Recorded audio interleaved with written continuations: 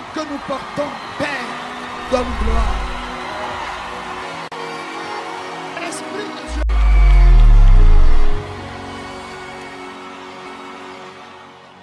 Je voudrais partager quelque chose que le Seigneur a mis sur mon cœur. Nous allons lire la parole de Dieu dans notre texte de base de 2020, 1 Timothée 6, verset 12. Amen. Amen. Combat le bon combat de la foi, saisis la vie éternelle à laquelle tu as été appelé et pour laquelle tu as fait une belle confession en présence d'un grand nombre de témoins. Amen. Combat le bon combat de la foi. Saisis la vie éternelle. Combat le bon combat de la foi. Saisis la vie éternelle. Tout au long de l'année, nous parlerons de ce thème. Un homme qui naît et qui refuse de combattre a tout perdu. Un homme qui est né sous ce soleil, mais qui refuse le combat, a tout perdu.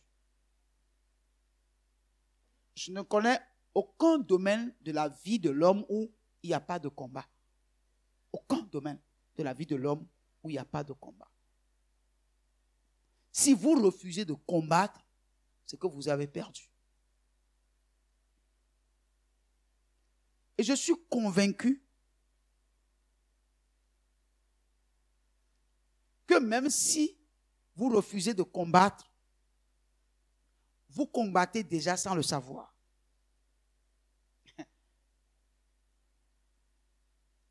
Parce qu'on dit combattre là, pourquoi il veut combattre? Mais en réalité, si tu ne sais pas que tu combats déjà. Parce que pour vivre, pour respirer,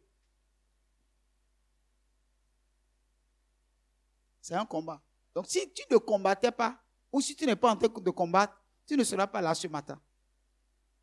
Mais le problème, c'est-à-dire, on hésite de toi qu'au-delà, c'est-à-dire, en dehors de ce que tu combats déjà, que tu vas au-delà du combat quotidien.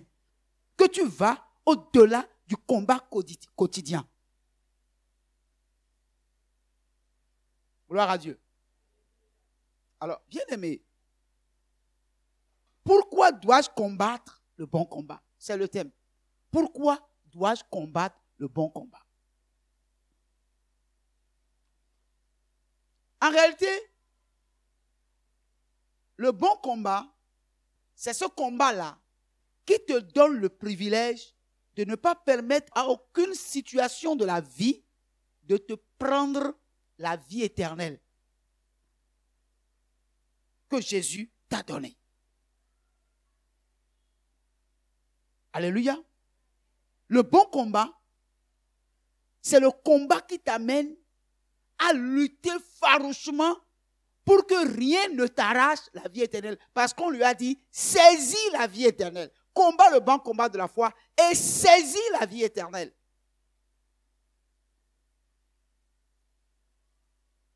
Les combats dans lesquels nous sommes au quotidien sont les combats de la vie tout court, pas de la vie éternelle. Le combat de survie physique. Travailler, aller au boulot, n'est-ce pas, étudier, gagner de l'argent, construire des maisons, acheter des voitures, assurer sa santé physique. C'est le combat de la vie tout court. Et ce combat-là, que vous soyez païen ou que vous soyez chrétien, nous sommes tous dans ce combat. On est d'accord? Mais la Bible dit, que sert-il à un homme de gagner le monde entier en combattant pour gagner de l'argent s'il perdait son âme? On est là? S'il perdait son âme. Pour ne pas perdre ton âme, n'est-ce pas? Tu dois rechercher le bon combat qui te permettra de maintenir, de saisir la vie éternelle qui t'a été donné gratuitement. Mais tous les autres combats que tu mènes ne sont que des combats qui ne sont que physiques, mais qui ne sont pas spirituels. Et tout ce qui est physique est temporaire. Tout ce qui est physique est temporaire. Donc, en réalité,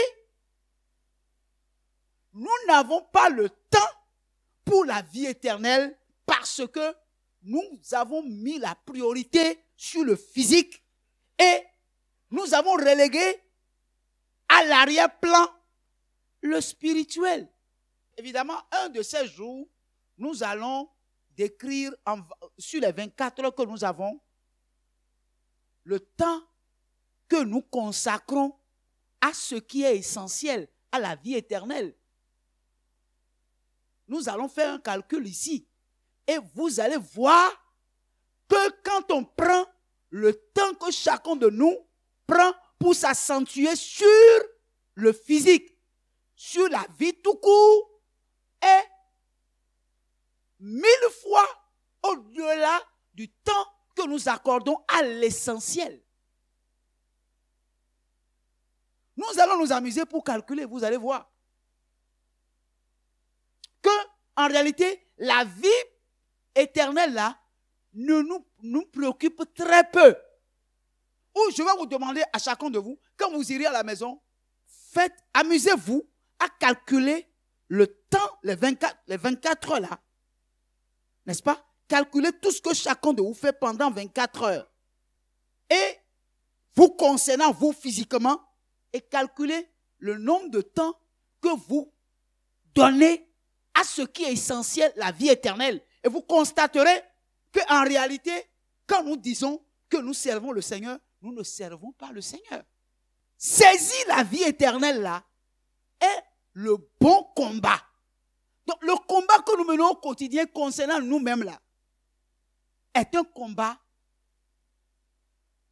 éphémère. Parce que la Bible dit, que sert-il à un homme de gagner le monde entier s'il perdait son âme? Et on dit, saisis la vie éternelle. Mais pourquoi dois-je combattre le bon combat? Jean 14, versets 2 à 3. Il y a plusieurs demeures dans la maison de mon Père. Il y a plusieurs demeures dans la maison de mon Père. Si cela n'était pas, je vous l'aurais dit. Si cela n'était pas, je vous l'aurais dit. Je vais vous préparer une place. Je vais vous préparer une place. Et lorsque je m'en serai allé, et que je vous aurai préparé une place, je reviendrai, et je vous prendrai avec moi, afin que là où je suis, vous y soyez aussi. Merveilleuse promesse. Jésus a dit, vous êtes dans le monde, mais vous n'êtes pas de ce monde.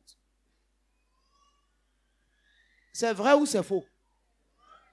Mais pourquoi tu luttes pour rester ici plus que tu ne luttes pour aller là-bas? Pourquoi tu luttes pour rester ici plutôt que tu luttes pour aller là-bas?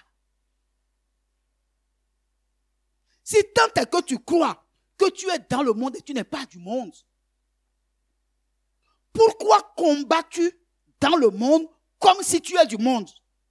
Et tu oublies que tu es un étranger et que tu as reçu une promesse qu'on viendra te chercher parce qu'actuellement, on est en train d'achever, n'est-ce pas, une demeure dans laquelle tu vas rester dans la maison du Père, mais dont tu n'en as pas conscience. Est-ce qu'un jour, nous allons prendre conscience de la réalité de la promesse de Jésus qui dit qu'il va préparer une place pour nous et lorsqu'il va finir, il viendra nous chercher. Est-ce que nous nous comportons comme des gens qui sont dans l'espérance que Jésus viendra les chercher? Nous sommes sûrs? On est là? Est-ce que nous sommes sûrs que nous sommes des gens qui sont dans l'espérance que Jésus va venir les chercher un jour?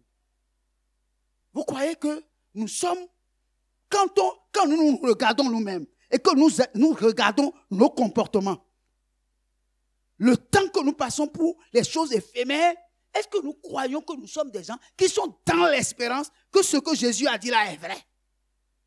Tout à l'heure, on a dit chanter. Il fera. Dieu fera tout ce qu'il a dit qu'il fera. Il est capable de le faire. Mais par rapport à ça, je vais revenir vous chercher là. Est-ce que nous y croyons?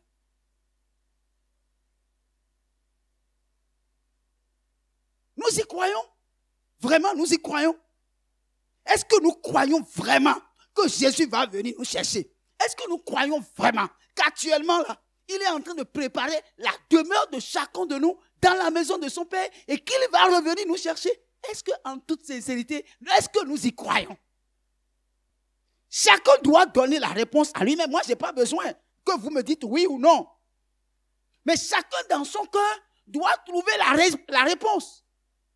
Quelles que soient les raisons pour lesquelles tu n'es pas attaché au Seigneur, quelles que soient les raisons pour lesquelles tu ne combats pas le bon combat pour le retour du Seigneur, pour venir te chercher, tu dois savoir que la raison ne tient pas debout, ta raison est bancale, ta raison est inacceptable, ta raison est inadmissible par le ciel.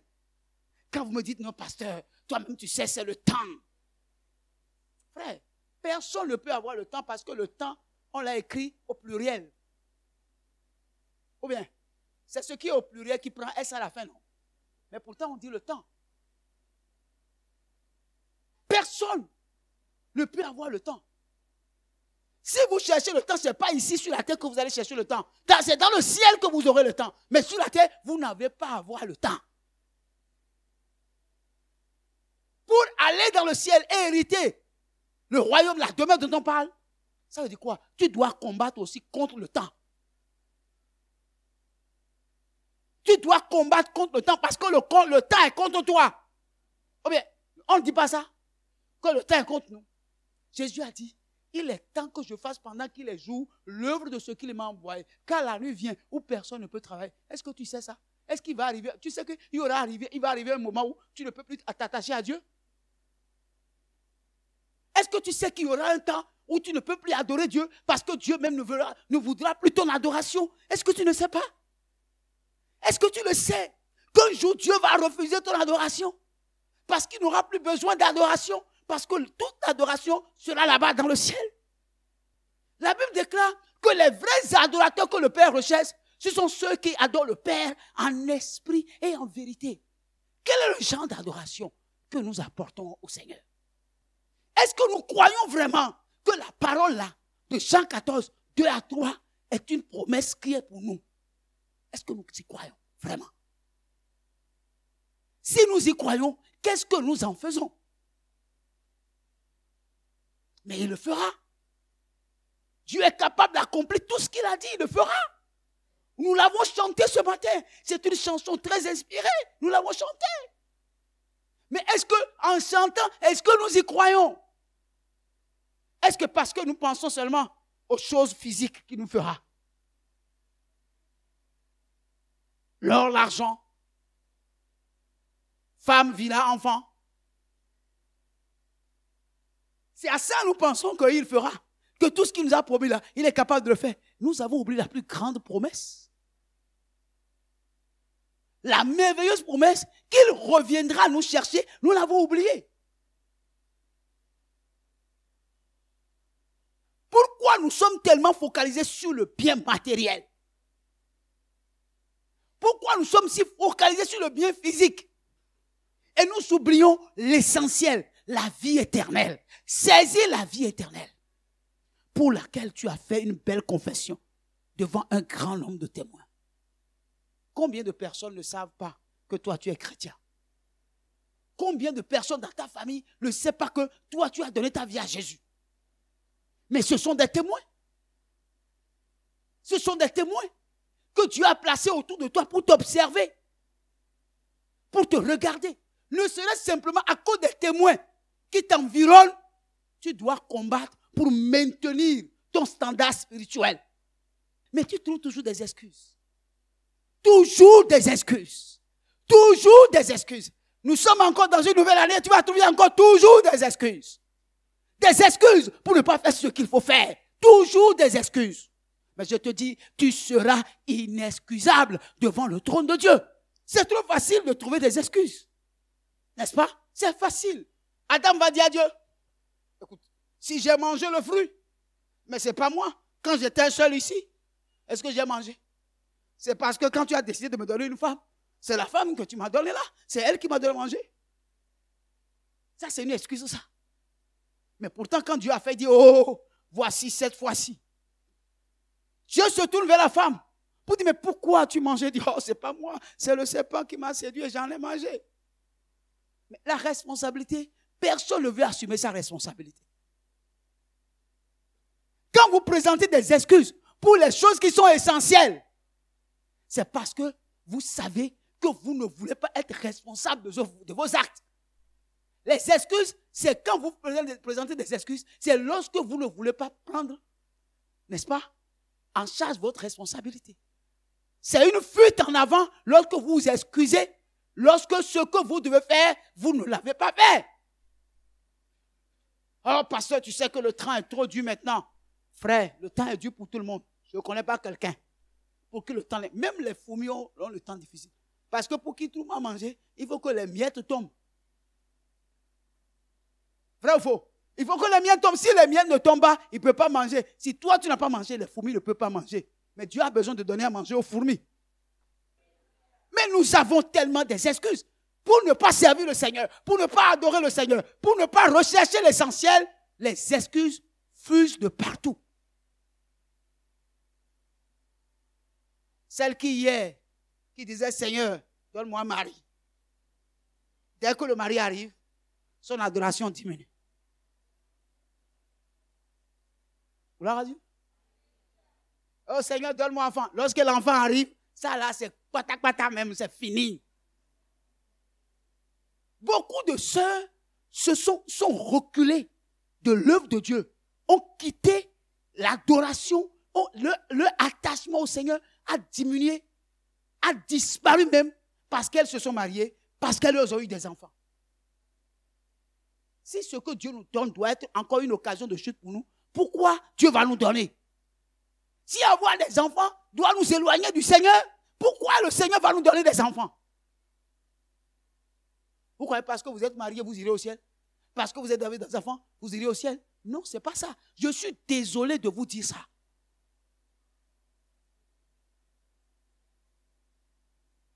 Des hommes qui, après avoir marié les femmes, leur interdit de faire encore service dans la maison de Dieu. Interdit à les femmes de faire service dans la maison de Dieu. Quand vous trouvez des arguments, c'est parce que je n'ai pas l'argent, je ne suis pas venu à l'église, je ne suis pas venu au programme. Est-ce que c'est une excuse ça là? Est-ce que c'est une excuse? Parce que tu n'as pas l'argent? C'est une excuse? Dites-moi vraiment, c'est une excuse? Qui parmi vous, s'il n'a pas l'argent, ne va pas aller au service? La personne n'a qu'à lever la main. Qui parmi vous, s'il n'a pas l'argent pour prendre ses bidons pour aller au service, il va rester à la maison pour dire, en tout cas mon patron même sait que je n'ai pas l'argent. Et il reste à la maison sans aller au service. Tu vas avoir une demande d'explication rapidement.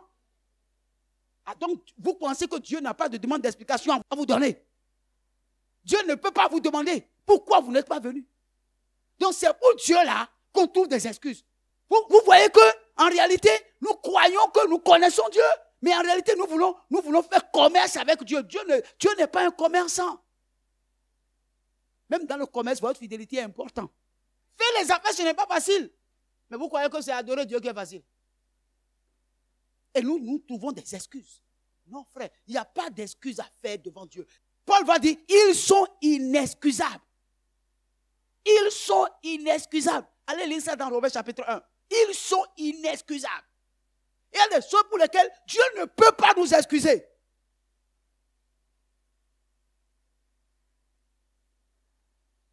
Gloire à Dieu. Luc 17, 33 à 35. Celui qui cherchera à sauver sa vie la perdra, et celui qui la perdra la retrouvera. Celui qui cherchera à sauver sa vie la perdra. celui qui la perdra, pourquoi? Celui qui la perdra la retrouvera. La retrouvera.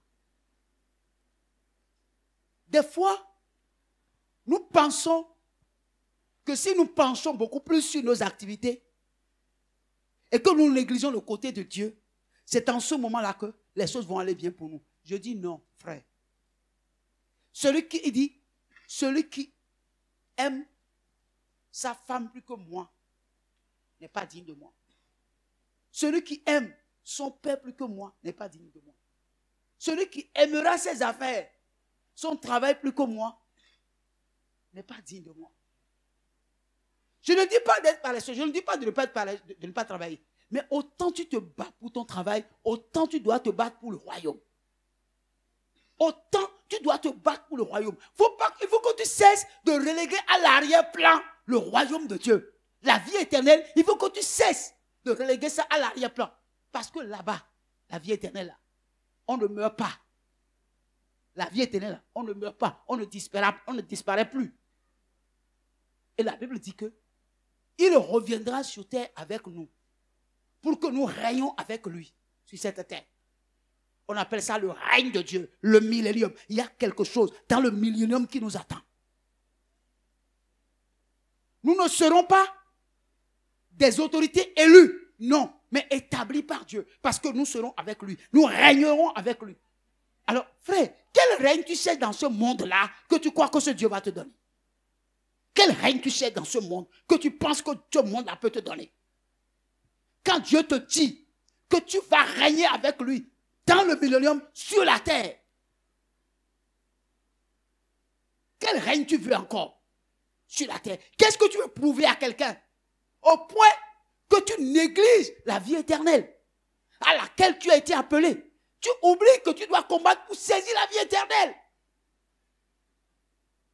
Je vous le dis, en cette nuit-là, de deux personnes qui seront dans un même lit, l'une sera prise et l'autre laissée.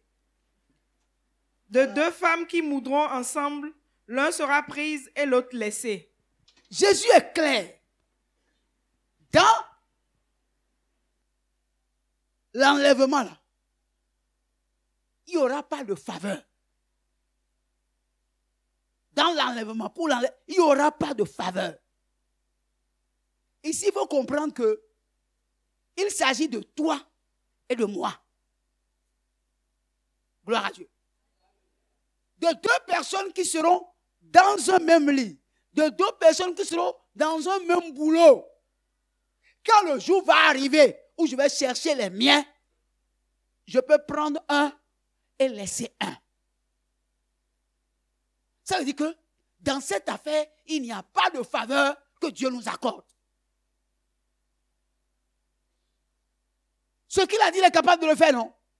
Il est dit clairement, de deux personnes qui seront ensemble, je prendrai un et je laisserai un. C'est une question de choix, bien-aimé. Quel choix tu veux faire? Dieu ne fait point acception de personne. Quelqu'un qui te connaît mieux là, c'est Dieu. C'est Dieu. La promesse là, tu en fais quoi? Quel est le combat que tu mènes aujourd'hui pour cette promesse? Quel est le combat? C'est clair que de deux personnes qui sont dans le même lieu, une sera prise et l'autre laissée. Tu seras celui qui sera laissé? Je sais que tu vas me dire non. Oui, tu vas dire non. Je suis d'accord que tu as dit non. Mais tu fais quoi pour que ton non soit vrai? Soit un vrai non. Qu'est-ce que tu fais? Quel est le combat que tu mènes? Quand tu laisses ta chair te dicter sa loi. La Bible a dit que les désirs de la chair sont contraires à ceux de l'esprit. Et les désirs de l'esprit sont contraires à ceux de la chair. Mais si quelqu'un veut aller au ciel, quelqu'un veut saisir la vie éternelle, quelqu'un veut participer à l'enlèvement, il doit se laisser au désir de la chair? Hein? Non. Mais regardez un peu notre vie. Est-ce que notre vie est spirituelle? Qu'est-ce qu'il y a de spirituel dans notre vie? Qu'est-ce qu'il y a de l'esprit? qui est dans notre vie? Quels sont les désirs de l'esprit que nous avons en nous, qui dominent les désirs de notre chair? Dites-moi, frère. On est là? Observe bien ta vie, sors de ta vie et regarde les désirs de la chair qui sont en toi et regarde les désirs de l'esprit qui sont en toi. Lequel pèse plus que l'autre? Lequel pèse plus que... Quand on prend une balance, on met tes désirs charnels d'un côté et on met tes désirs spirituels d'un côté. Lequel va peser plus? Donne-moi la réponse. Tu peux me donner la réponse? Lequel va peser? Quand on prend une balance, on met tes désirs physiques, tes désirs spirituels dans la balance. Qu'est-ce qui va peser? Et on dit que les désirs de la chair sont contraires à ceux de l'esprit. Pourquoi dois-je combattre le bon combat? Je dois combattre le bon combat parce que ma chair est mon ennemi numéro 1. Qui fera tout pour que moi, je ne puisse pas saisir la vie éternelle. Et tout ce qui m'empêchera de saisir la vie éternelle est mon ennemi numéro 1. Pour moi, d'abord, ce n'est pas encore le diable. C'est ma chair. Parce que l'apôtre Paul dit, ce qui est bon, je le sais. Mais, dans mon corps, dans ma chair, il y a une autre loi, qui est la loi du péché, qui vient saisir.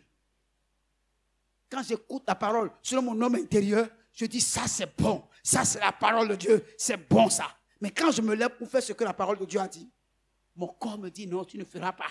Tu feras mes désirs à moi. Ce sont mes désirs que tu feras. Oh, en faisant les désirs de ta chair, tu t'éloignes chaque jour de la vie éternelle.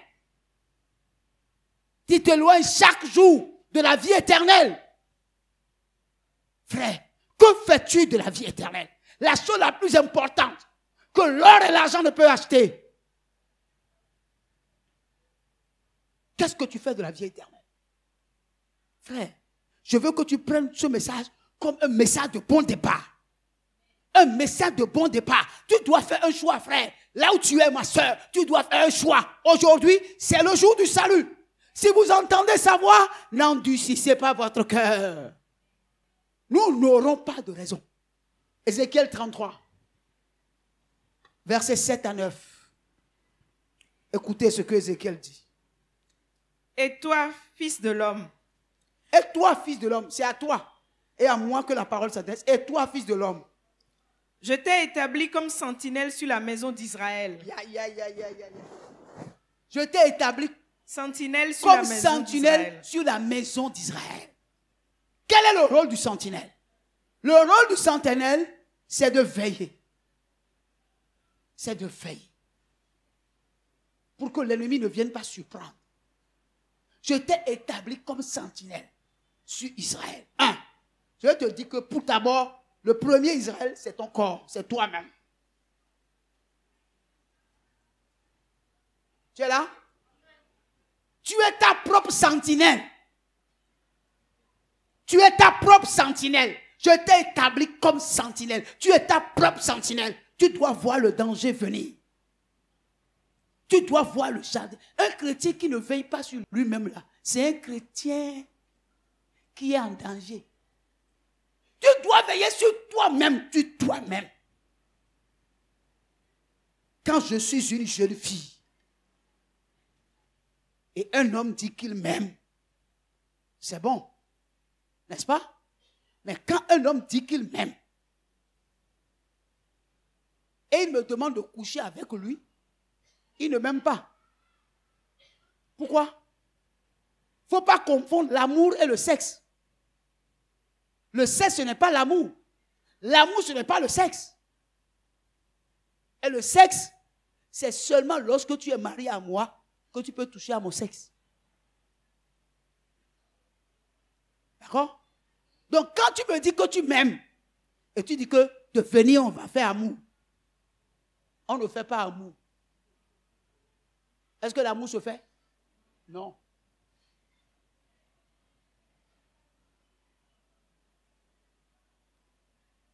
L'amour naît dans le cœur.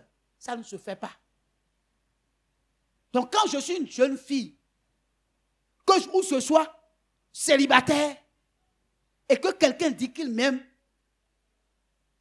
que tout ce qu'il me dit soit accroché au mariage.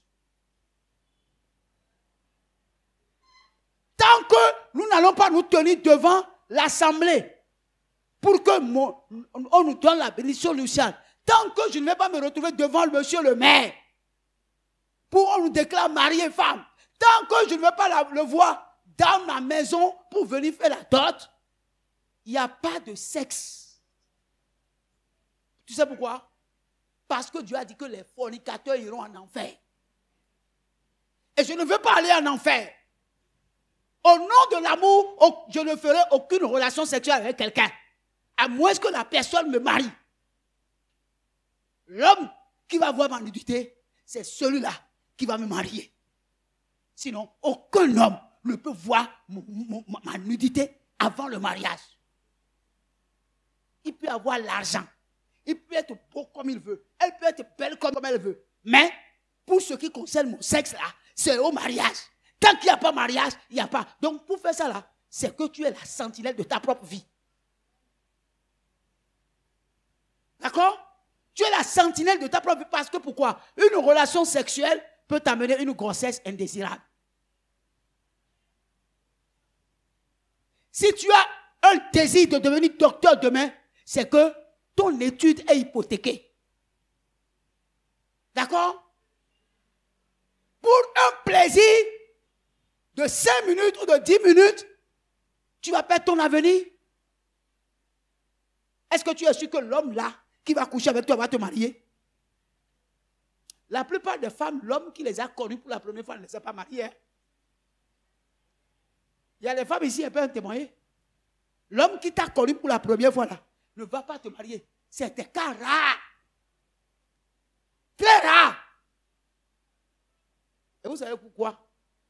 Chaque fois que vous avez une relation avec un homme ou une femme, une partie de vous part avec elle ou avec lui. Une partie de vous part avec lui ou part avec vous. Il n'y a pas de relation sexuelle avant le mariage qui soit sans lien. Qui soit sans lien. Ça n'existe pas. L'homme est fait pour une femme, la femme est faite pour un homme. Lorsque vous rentrez dans une relation d'intimité avec un homme et une femme, quelque chose de vous reste de l'autre côté. Chacun prend une part de l'autre. C'est comme ça. C'est pourquoi le mariage, ce n'est que dans le mariage que la relation sexuelle est permise. Maintenant, si je suis la sentinelle de ma propre vie, est-ce que je peux permettre d'aller au lit avec quelqu'un qui ne m'a pas marié? Nous avons peut-être commis des erreurs dans le passé, mais nous devons arrêter. Nous devons arrêter. On ne doit pas continuer de vivre dans l'erreur. Non, on doit arrêter en devenant sentinelle de sa propre vie. Quelqu'un m'entend? Nous devons faire attention.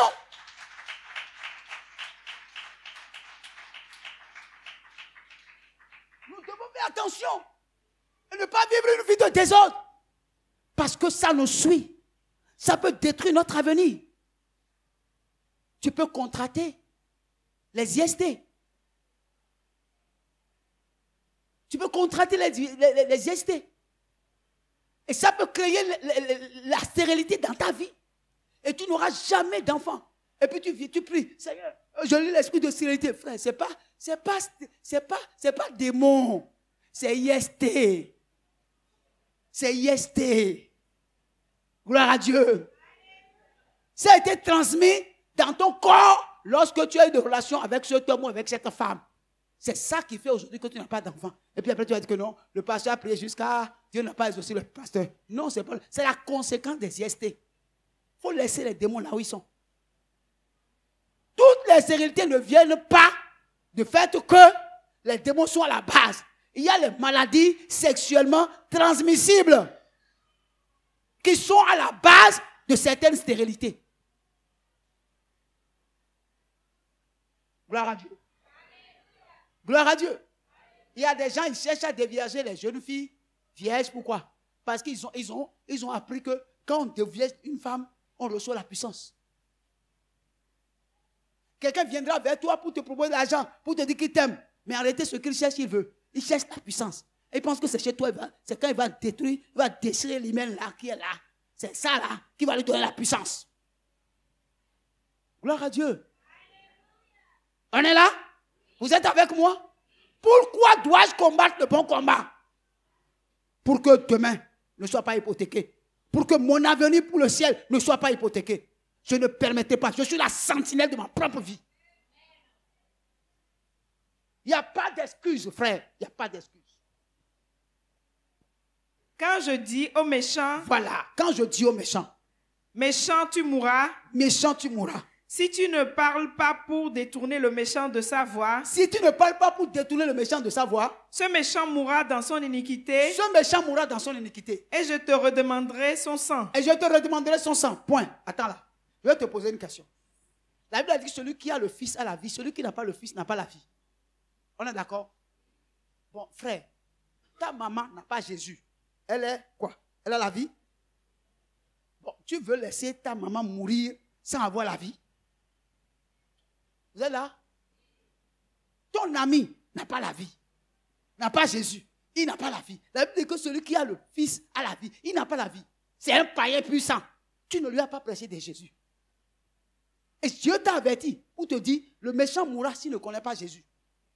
Toi, tu sais que celui qui est à côté de toi là n'a pas Jésus et qu'il va en enfer. Mais toi, tu fais quoi pour le faire sortir de l'enfer, pour l'envoyer au royaume des cieux? Tu es là? Est-ce que tu es là? Mais qui va venir faire ça à ta place? Ton ami n'est pas mon ami. Hein? Moi, je n'ai pas l'âge. J'ai 99,99% de chance de rencontrer ton ami et de lui parler de Jésus. La seule personne qui peut parler de Jésus à son ami, c'est toi. C'est clair? Maintenant, tu es la sentinelle de tous ceux qui te côtoient et qui n'ont pas Jésus. Tu es leur sentinelle. Si tu ne leur prêches pas Jésus, leur sang tombera sur ta tête. Parce que tu es conscient, toi tu es conscient que toute personne qui n'a pas Jésus n'a pas la vie. Oh, Jésus ne veut pas que le pécheur meure. Il veut que le pécheur se répande. Ou bien, c'est pas ça. Mais toi tu fais quoi? Cette semaine-là, tu as prêché l'évangile à combien de personnes? En venant ici ce matin, tu es venu avec combien de personnes? Quand les chaises sont vides, là, quand tu vois les chaises vides là, ton cœur fait quoi? Hein? Tu es content? Que toi tu sois ici, qu'il y a des gens que tu connais qui meurent, qui ne connaissent pas Jésus. Pourquoi dois-je combattre le bon combat? C'est les raisons. Ce sont les raisons. Tant que tu ne prêcheras pas l'évangile à des gens qui ne connaissent pas Jésus et les amener à Jésus, c'est que tu es une mauvaise sentinelle. Tu ne comprends pas pourquoi Dieu t'a appelé. Tu n'as pas compris que Dieu t'a appelé pour que le méchant ne meure pas. Tu n'as pas compris, frère, tu n'as pas compris. Continue. Verset 9. Mais si tu avertis le méchant pour le détourner de sa voie, et qu'il ne s'en détourne pas, il mourra dans son iniquité, et toi tu sauveras ton âme. Jésus ne te demande pas de forcer les gens. Non. Parce que toi tu prêches, c'est Dieu qui convainc. Mais toi tu dois prêcher. Ce n'est pas dire, Seigneur, Jésus te donne, Jésus, donne ta vie à Jésus, sinon tu vas mourir. Et puis tu as fini. Non, on dit, annonce la bonne nouvelle. L'évangile n'est pas une mauvaise nouvelle. Pour annoncer la bonne nouvelle à quelqu'un, il faut lui parler pour l'amener à comprendre. Et chercher à le convaincre. Et le Saint-Esprit va t'accompagner. Lorsque tu fais ça, tu es sauvé. Son sang ne te collera plus à toi. Mais quand tu laisses le méchant mourir, c'est dangereux. C'est dangereux. Si tu n'avertis pas le païen du danger qu'il court, s'il ne donne pas sa vie à Jésus, c'est dangereux. Parce que Jésus viendra nous chercher. Jésus viendra nous chercher. Tu veux que soit seul, on vienne te chercher? Sans ton petit frère, sans ton grand frère, sans tes enfants, sans tes amis, qu'on vienne te chercher toi seul, qu'on soit America Copé. Non, c'est pas comme ça. Ce n'est pas comme ça, frère. Alors, bien aimé, changeons de comportement en cette année 2020. Changeons de comportement. Qu'on regarde et on voit que vous portez du fruit. Qu'on regarde et qu'on voit que vous portez du fruit. C'est une honte pour nous que nos amis meurent, nous allons à leur enterrement et nous savons qu'ils sont partis en enfer. Et le problème, c'est que nous avons même l'audace d'aller à leur enterrement. Et des fois, certains parmi vous pleurent. Vous pleurez pourquoi? Pourquoi vous pleurez? Gloire à Dieu. Nous ne pensons qu'à nous, à nos affaires, à nos activités. Comment innover pour que nos affaires prospèrent. Comment chercher l'image de notre société, de notre entreprise. Mais comment chercher à changer l'image de nous-mêmes là? Ne nous préoccupe pas. Nous-mêmes là, changer notre image là, ne nous préoccupe pas. Tel que nous sommes là, c'est déjà bon pour nous. C'est déjà bon pour nous. Quand Dieu nous regarde du haut de ciel, il dit, mais regarde sa vie. Regarde sa vie. Et pourtant, j'ai tout fait pour que sa vie change. Quand vous n'êtes pas soucieux de votre propre avenir spirituel, mais c'est un danger. C'est un danger. Bon, que Dieu soit avec nous.